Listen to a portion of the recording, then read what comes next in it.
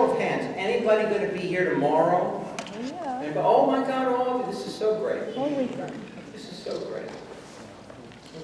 You having a good time so far? Am I having a good time? Yeah. I am loving it. Great. First of all, this in complex is so beautiful. Yeah. Isn't it? I mean, and we had, last night we went to Tuscany or whatever it's called, the Italian restaurant. Oh my God, thank you. It was cold and everything. And we had the charcuterie plate, you know, antipasto plate. You don't need anything else.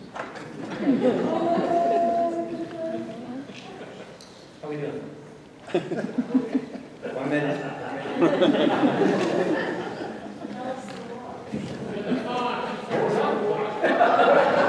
Yeah, you know, that is so true. But it is true. But I like to start on time, you know. They don't pay me for $6.59. They actually don't pay me for $7 either. Wait. Okay, it must be the time now.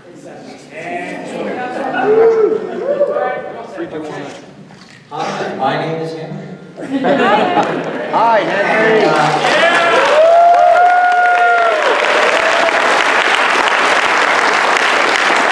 So I'm just going to tell you a little story of my life and see if you relate to that at all. I was born in Manhattan on the West Side. My parents were very short German. I went to school on the West Side, PS 87. Then I went to McBurney School for Boys. I wore a blue blazer, gray slacks, a tie every day. My music teacher said, Winkler, if you ever get out of here, you're going to be okay. I'm in the bottom 3% academically in America. Thank you. I'm not kidding. I pretty much flunked every single class. I took geometry for 4 years, same course. I took it in regular school, I took it in summer school, I took it in regular school, I took it in summer school, I took it in regular school, I took it in summer school. Same course, I'm not kidding. And I passed it with a D- in summer school in 1963. As a matter of fact, July 1963. And from that day until today in August 2018, not one person has ever said the word hypotenuse to me. What the hell were they thinking? So I finally figured out that we've got to teach children how they learn, not what we think they should learn. Hi, nice to see you. I'll catch you up. I was born in New York. My parents were short Germans. I went to McBurney School for Boys. I wore a blue blazer, gray slacks, and a tie every day. I took geometry for 4 years. I almost never passed. I got into college. I applied to 23 colleges. I got into 2. I got into Park University in Missouri. I have not met anybody who has gone to Park University in Missouri. I think it is a doorway on a prairie. I also got into Emerson College in Boston, and that's where I spent 4 years. I nearly flunked out my first 2, and then somehow I talked my way back in. I was kicked out of the drama program. That was my major. I was just a solid citizen and great student. I was, however, great at lunch. And then, after college, I don't know where I got the nerve, but I tried out for the Yale Drama School. And I applied, I went there, I auditioned, I forgot the piece I was doing on Shakespeare, I made it up. I ad-libbed Shakespeare to get into the Yale Drama School. And then in my spring semester of my senior year at Emerson College, they called me from Yale and said, would you like to join us in September? I said, can I think? Yes, I would. Then I called those short Germans. Now, let me backtrack a little bit. My parents, those short Germans, they had a nickname for me when I was growing up. They called me Dummer Hund.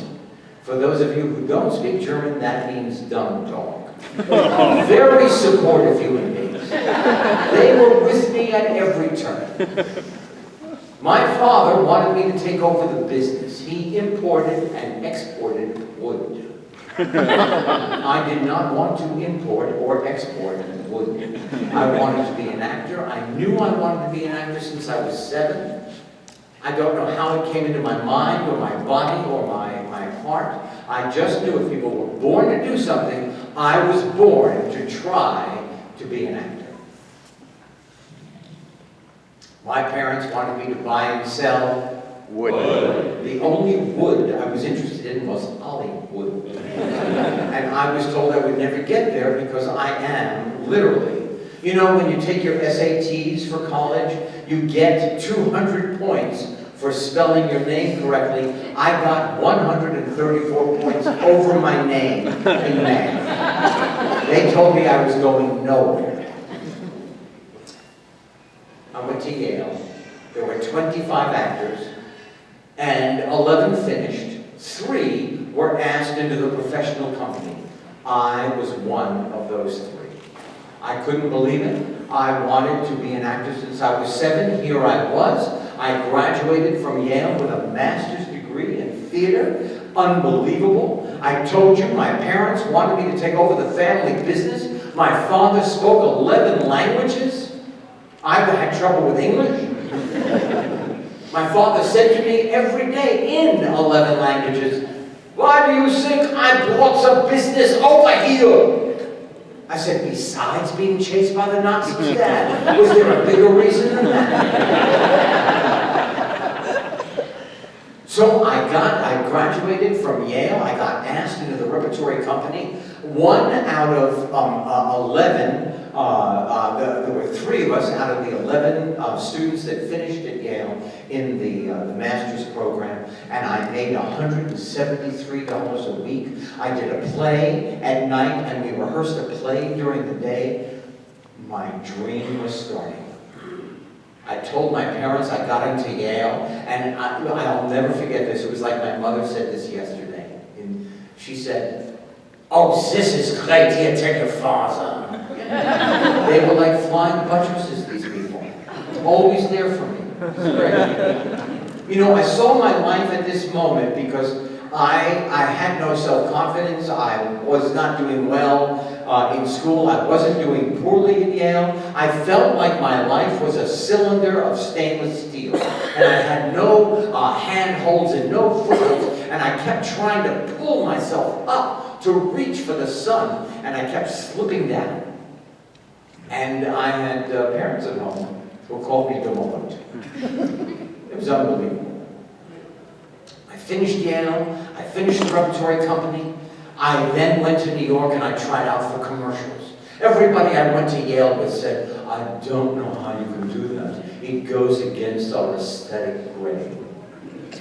Their next question to me was, how do you get them?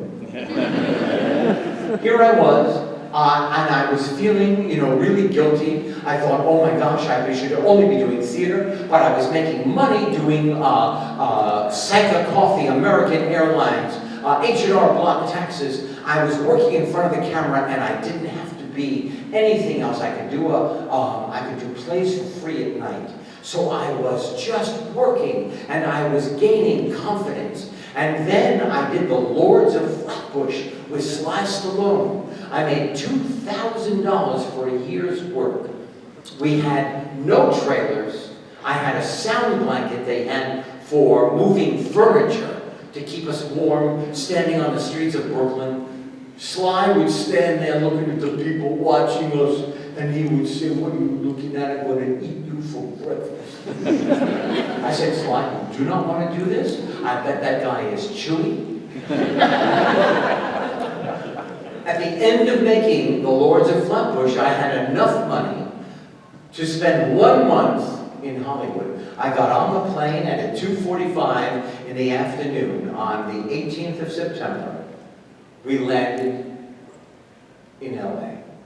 And I knew no one, I was petrified, and I still had no sense of self. I walked into my agent's office with my bags. I thought she was going to send me on an interview right away, and she said, "Let me tell you, I think it's going to be very hard to send you." And I thought to myself, I've now made a $1,000, 3,000-mile mistake. My own agent is telling me it's going to be hard to, I'm going out there. 1 week into my being in Hollywood, I tried out for the Mary Tyler Moore Show. I got 4 lines. They let me ad-lib it to 8. 1 week later, I went to Paramount Studios, and I had hair down to my shoulders, and I walk into the green room. I don't know why they call it the green room. It is always green. It is never green. And all the other actors are sitting there. And they're waiting to go in to try out for this part of this new show. And there's me. "Hi, Henry, how are you? You look famous, even sitting down. I've seen them all on TV. And me. It's my turn to go in." I thought honesty is the best policy. And I said, "You see this sweat stain? It looked like the Hudson River was flowing under my arm." I said, "This is in direct correlation to the fear that is running through my body." I had 6 lines. There was a man named Pasquale, and I was going to read with him, and I decided I was going to make him sit down. I was going to be the only one standing in the room. And I did that, and then I threw the script up in the air. When I was done with my 6 lines, I walked out of the room, and on my birthday, October 30th, 1974, they called me and said, "Would you like to play this part?" I said, "Hey, if you let me show the emotional side to this guy when he takes off his jacket, who does he have to be cool for? It will be my pleasure." They said yes, I said yes. I don't know how I got the nerve to talk to this guy this way on the phone, but all of a sudden my parents called and they said, "Yeah, they're going on a trip to Europe. They're taking your sister, you, and what's his name?" They never actually called my sister's first husband by his first name. "They're taking what's his name on a trip to Europe." I said, "I can't go. I got a part. I'm small on the show. It's small, but I'm starting." And my mother said, "Oh, this is great. Here, tell your father." Okay, so now it's the first day on the set, and I am in a cloth jacket, a McGregor golf jacket. Very hard to be cool in a puce golf jacket. The collar will not stay up. And they say, "Go to the mirror and comb your hair." And I went to the director and said, "I'm so sorry. I made a deal with myself." You know, every actor that has played a part like this always combs their hair, you know. So I've said, "I'm not going to comb my hair. I'll do anything with that." And he said, "You're being paid. It says in the script, the Fonz goes to the mirror. Go comb your hair." I think to myself, oh my God, what do I do now? I have to be true to myself, and I have to be a professional. I'm getting $1,000 a week. This is more money than I've ever dreamt of. So, okay, I walk up to the mirror. I pull out my comb, and hey, I don't have to because it's perfect. And that's how that moment came to be. I was being true to myself, and I was being a professional, and that moment defined the next 10 years. And for the next 10 years, I said, "Eat."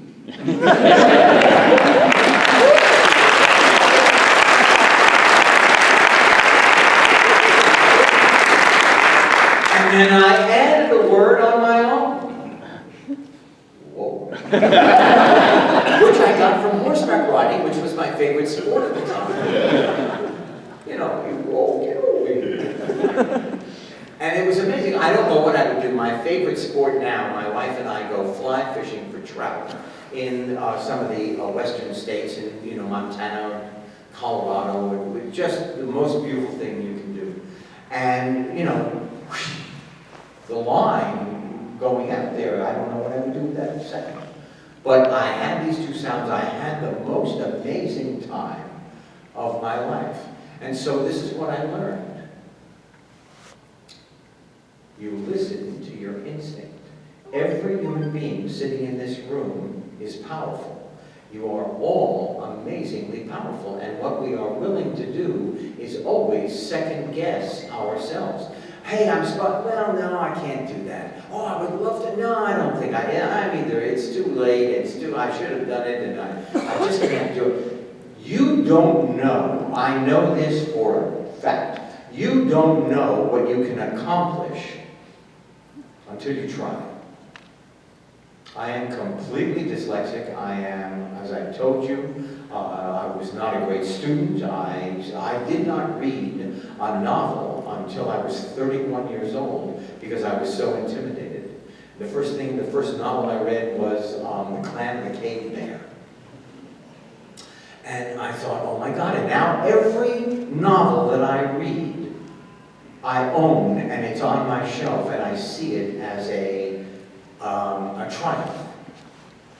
And I know that every one of you, and certainly to every young person in this room, you have greatness inside you. And your job is to figure out what your gift is. Dig it out and give it to the world. And it does not matter what your gift is, because we need it. We need, if we're going to make this country, which I believe is great right now, and if we're going to make it any greater, it will be because all of our citizens function on all 8 cylinders. It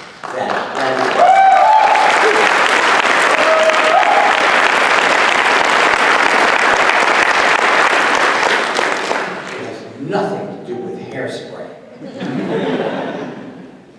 So then I did Happy Days for 10 years, and all of a sudden I was asked to do Grease, the movie. And I said, well, I can't do Grease because I just did the Fonz. So you know what? No, thank you. I don't want to be typecast. So then they asked John Travolta. I went home and I had a soda. John Travolta went home and bought a plane. I was typecast anyway. Everybody said, oh my God, he's just so wonderful and funny. He's such a funny fellow.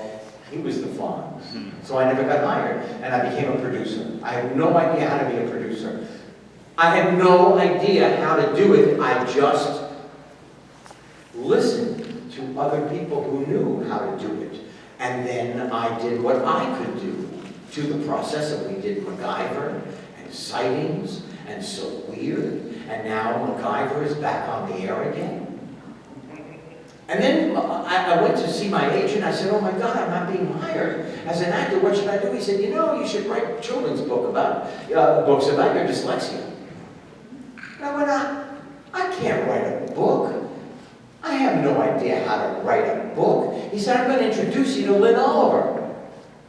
Lynn Oliver sits at her computer. I walk around her office since 2003.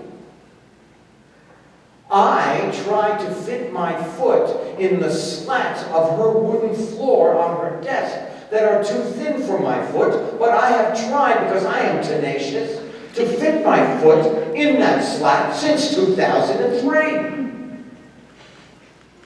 I walk around, I talk, she types. She has an idea, she types, I wait. She reads it back to me, and then we argue over every word. And we have written 30 novels together. I had no idea.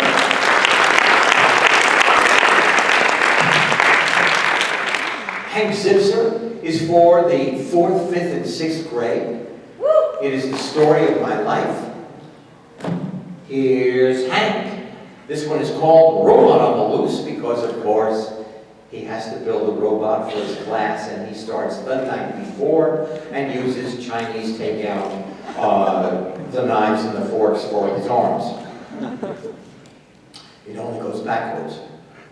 It doesn't work out very well. But there are 30 novels. I am living proof. I am telling you, you do not know what you can accomplish until you try it. And there is no secret. There is no somebody is like better than, except that Jack Nicholson is way better than I am. That is true. But the fact is that there are no secrets. There is only the starting point. There is only the fact that you know what you want without ambivalence. You know what you want without doubt. And then you never let it leave your mind. You never let your dream leave your mind. And then you get to stand here and you talk to you. I'm not kidding. I've had a most extraordinary life. Because I believe in two words: tenaciousness, being tenacious, not giving up, and gratitude.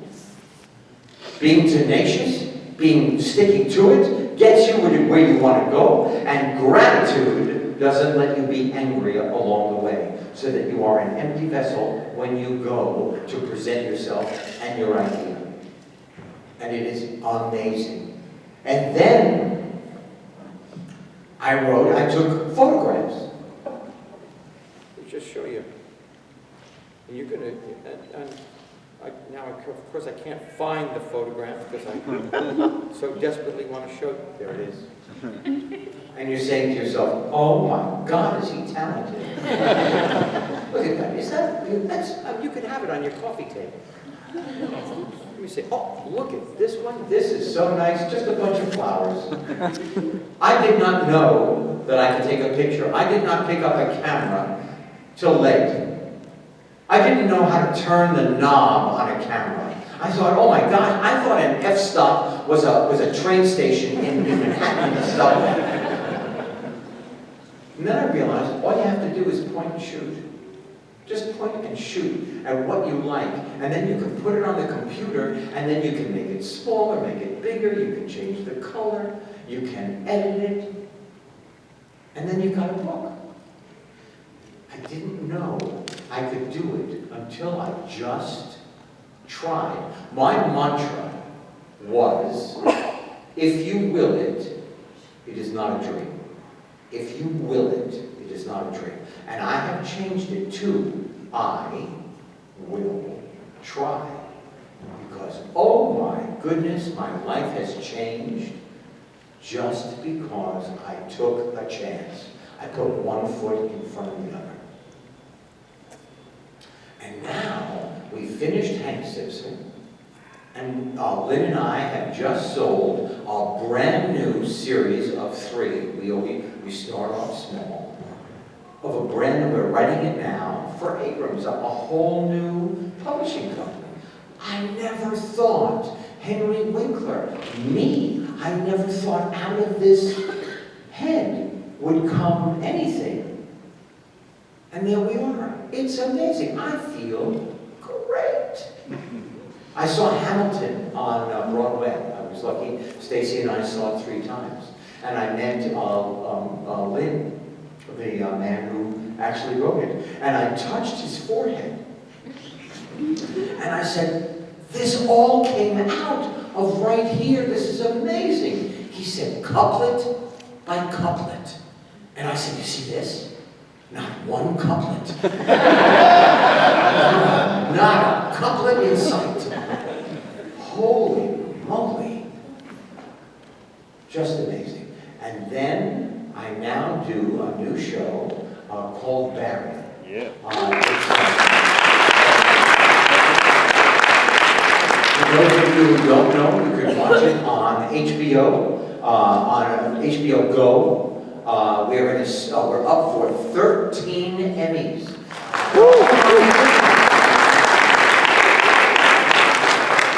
And we start filming the 2nd season of Barry on HBO. Did I say it, that it was on HBO? Did I say it was called Barry? We start on the 18th of September. We start the 2nd season. I'm overwhelmed. When I was 27, I got the Fonz. And I knew what kind of actor I wanted to be, but I couldn't get it out of my body. When I changed my voice, when I changed my body, I walked around like this. It was like it unlocked just like it was like amazing. It unlocked my imagination. But when I was Henry, I was so in my own way, I couldn't get to where I wanted to be. I am now 72 years old. I flipped the number, and in Barry, did I say it was on HBO? Just checking. In Barry, I am closer to my dream than I was 40 years ago. It just is an amazing journey. An amazing journey. Let me ask, does anybody have a question? Anybody? Yes, sir. Just please, you have to stand up and use your outside voice. You just said, how are you more fulfilled now than you were as the Fonz? You were top of the top. I got 50,000 letters a week as the Fonz. It was amazing, truly amazing. And I was so nervous leaving my house because people wanted to take off my socks without ever taking off my shoes. I worked very hard to become a more integrated person. I got out of my own way. When I spoke in front of an audience for a long time, I was nervous. And when I walked up the stairs, on one particular speech, I said to myself, hey, you can either be nervous every time you do this, or you can say to yourself, you know what, I kind of know what I'm doing, walk up the stairs, shut up, and just give your speech and have a good time. And that was a turning point in my life. So I'm more connected to my imagination without having to change my voice or body, except so my body has changed. I used to look like just like a piece of fruit. Now I look like a basket of a sort. Shocking. Anybody? Yes, sir. Yes, I wanted to personally thank you. You made a movie called Christmas Carol. Yes. And it's probably one of the top 10 Christmas movies ever made. Wow. It just does not... Did you hear that? I made a movie for ABC in 1979 called The Christmas Carol, and you said it's one of the top Christmas movies.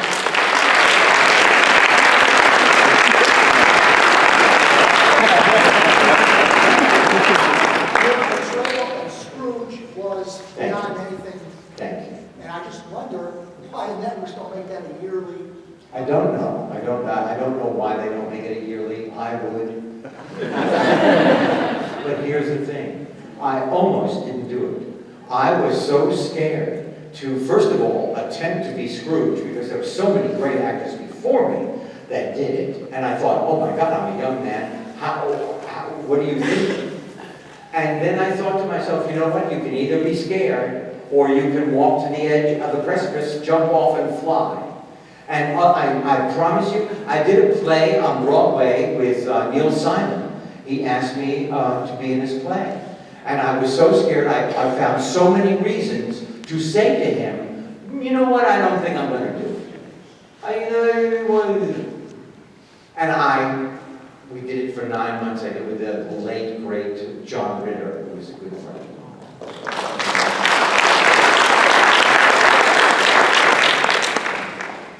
Night Shift, one of my all-time Ron Howard's first movie for a studio. What was it like going from being on-set co-stars with Ron to him behind? Okay, when we were working together, Ron Howard said to me, he said, we were waiting to come into a scene, and he said, you know what, I'm thinking I really want to be a director. What do you think, Henry?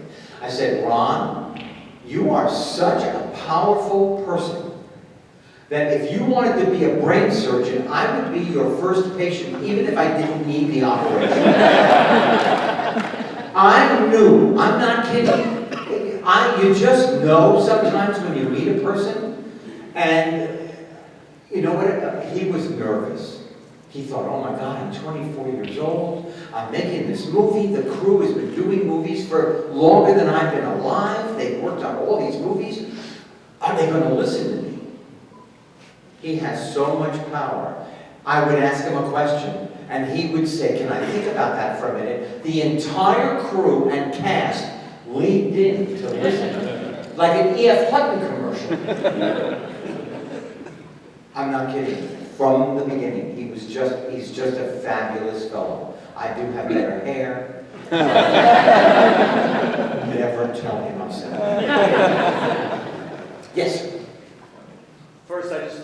Oh, come on. Do you know what? He gave me the choice of playing either role, and I decided I've played the Fonz, I'm now going to play Richie.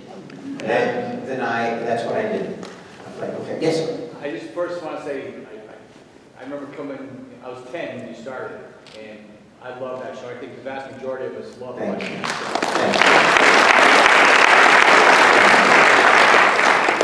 Again, appreciate that. Aaron Moran. Yes.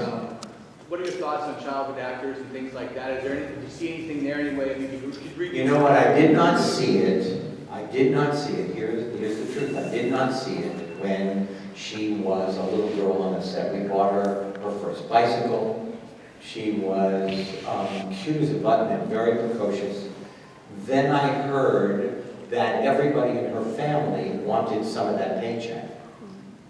And then she had a very complicated and a very idiosyncratic adulthood. And I thought to myself, honestly, at last she has some peace. That is what I thought.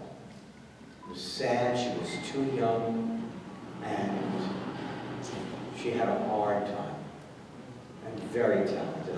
The first directing I ever did was Joni Loves Chachi, the 13th episode.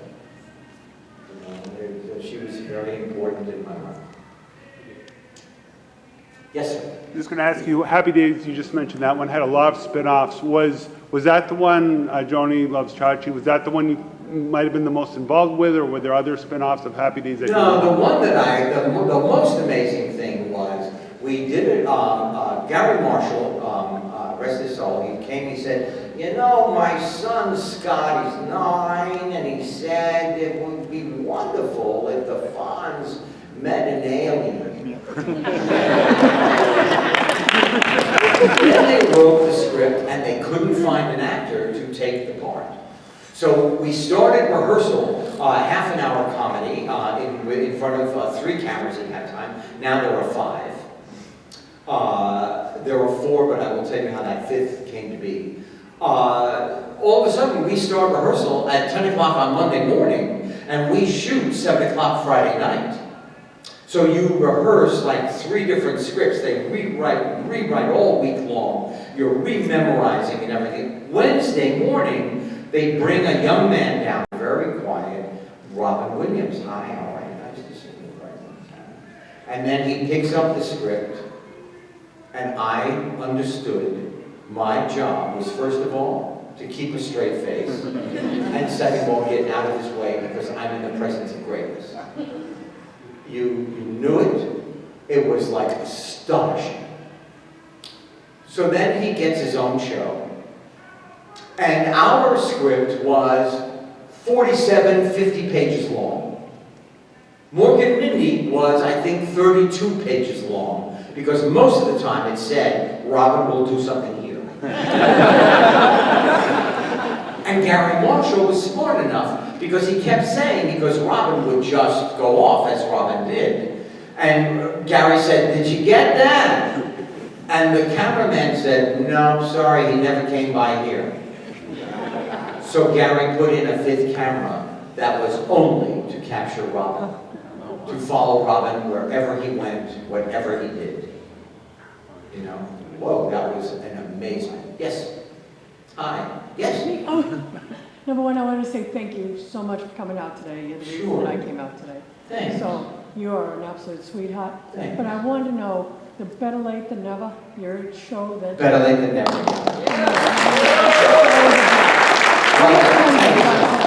What an amazing thing that they asked me 2 years before we left to be executive producer. And then they had a board, and we put names up on the board of who would go with, and the first name was Bill Shatner. Bill Shatner is a little prickly. Bill Shatner has read every book written on the planet and wants you to know what's on every page. Then Terry, who is as big as Oklahoma. And then George. And George is, was a very tough human being. And had, an experience in his lifetime where he changed, and he's now a pastor. And runs a church with, I think, 150 members. And we did 2 seasons, and there is a slim chance that we will do a third. But what a way! That was my job. I mean, going to Berlin and going through and looking for my roots. And I looked down, and I didn't particularly care for my parents. They were really, I make jokes, but they were tough human beings. I delivered my jacket to the Smithsonian, the jacket the Fonz wore. My parents, remember, did not want me to be an actor. They wanted me to sell wood. Sitting behind me in the picture, Stacy is next to me, I'm delivering the jacket to the Smithsonian of Washington, are my parents. All of a sudden, they became the co-producers of everything. Yeah. Hi. Oh, where is the, I just want to know, how are we doing on time? About 15 minutes. Lots of time. Oh, good. Okay. In the orange back there. What is your name? Mr. I just want to thank you for all the wonderful work you've done over the years. I didn't know what else to give you. Thank you. And I also like to ask that you tell all the people here how to go with gusto. From starting from Stella to nothing. How to go from gusto? Starting from Stella to nothing. And now you're here. Okay, and here it is.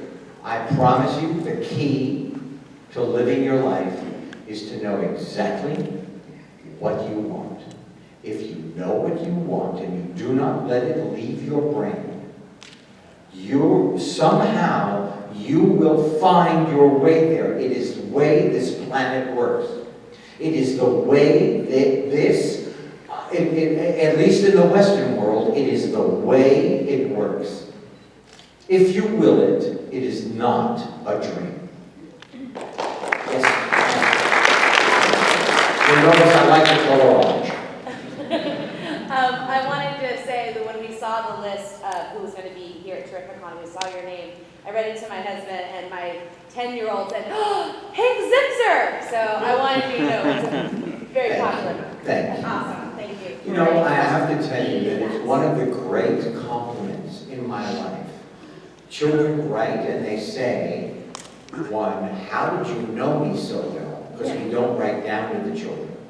And number two, I laughed so hard, my funny bone fell out of my body. And another great compliment, our youngest son, Max, who is a director of movies, told us when he was 10 that he was going to direct movies, is now in Boston, directing his 3rd feature. His 35th birthday is tomorrow. Happy birthday, Max. And Max said to me, "Hey, Dad, that's a beautiful photograph." I thought I had died and not been. Yes?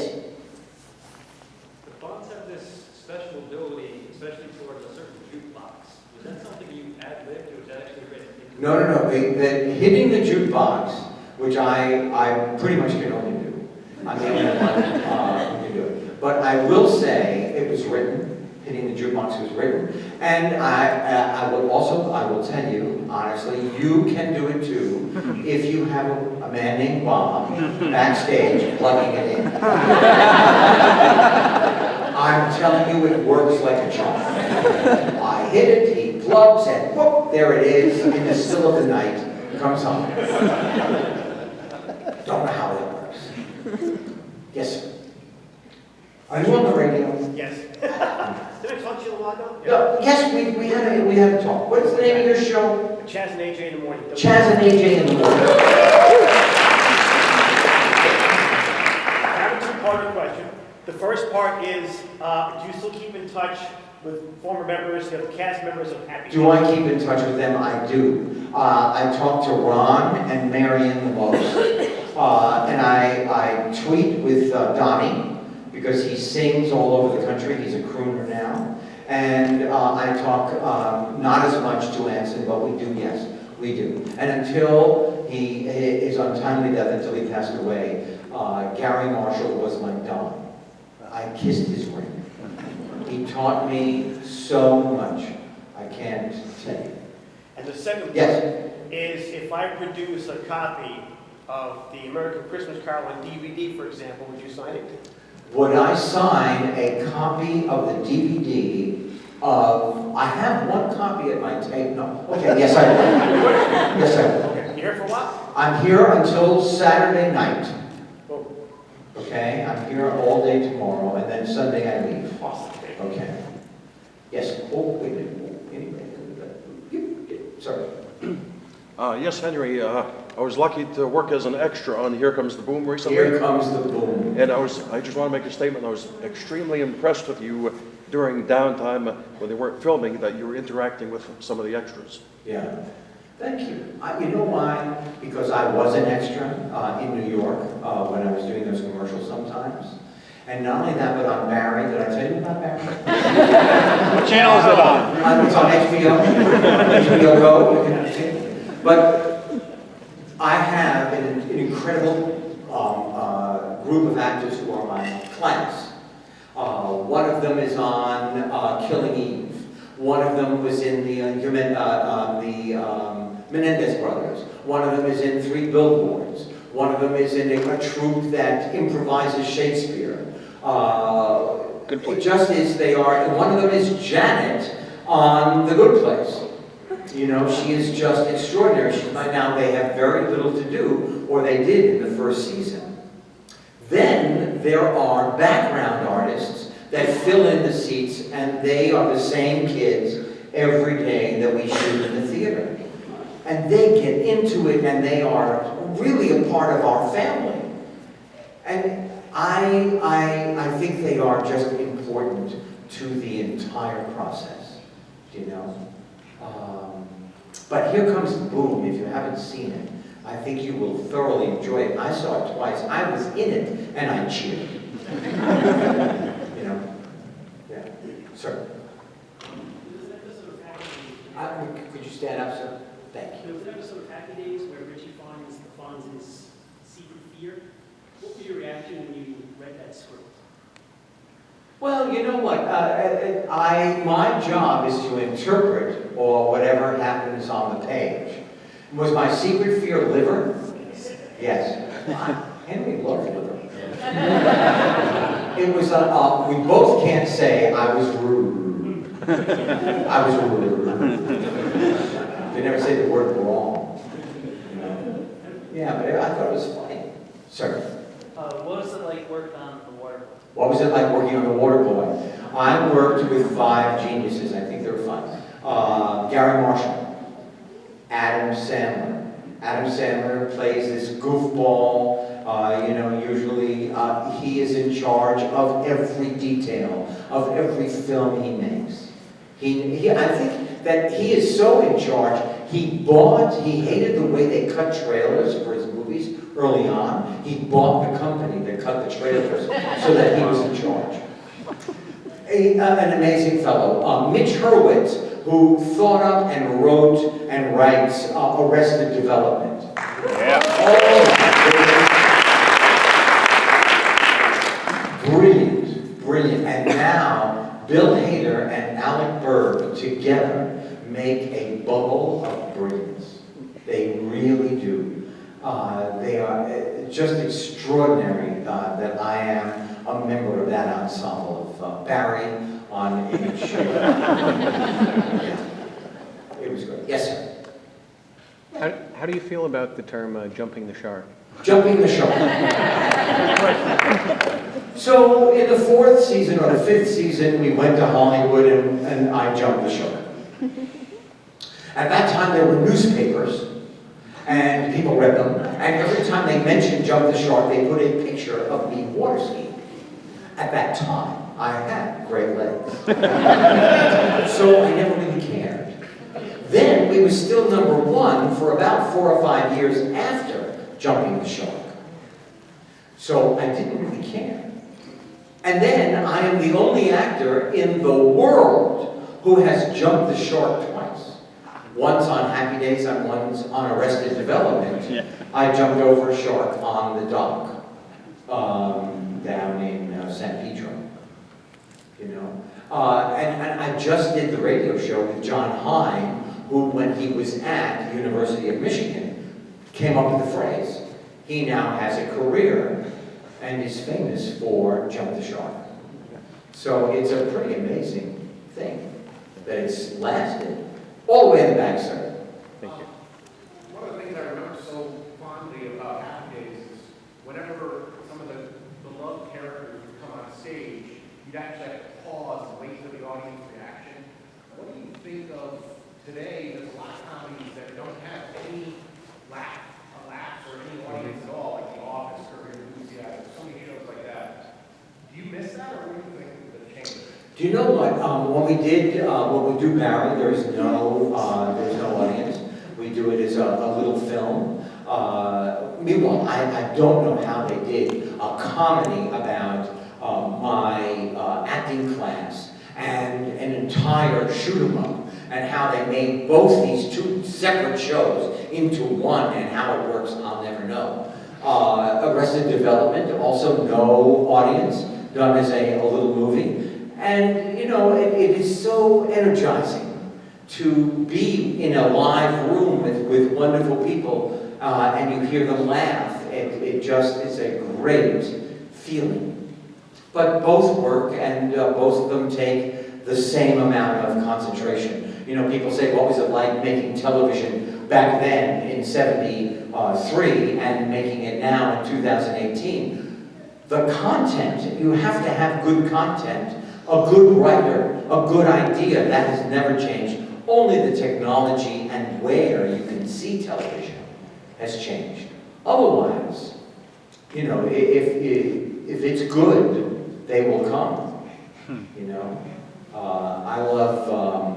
I don't know if you watched it on Netflix, Godless. You have to get through the first episode, and it's a Western. It's very dusty. You have to wear like a bandana. It's so dusty. But from then on, Fauda, F-A-U-D-A, which is about Musan. Oh my God, is that a good show? If you watch that, you won't ever leave the house. Binge-worthy. Yes? My wife and I loved doing that movie, Christmas movie on Hallmark Channel. Thank you. It's the most wonderful. The most wonderful time of the year. I was wondering if you get it anymore on Hallmark. You know what? They never asked me again. They show it in July, you know, Christmas in July. People talk to me about that movie all the time. I had a wonderful time. The cast was lovely. But no, that's the only one I ever made for Hallmark. Those creeps. Yes, all the way in the back.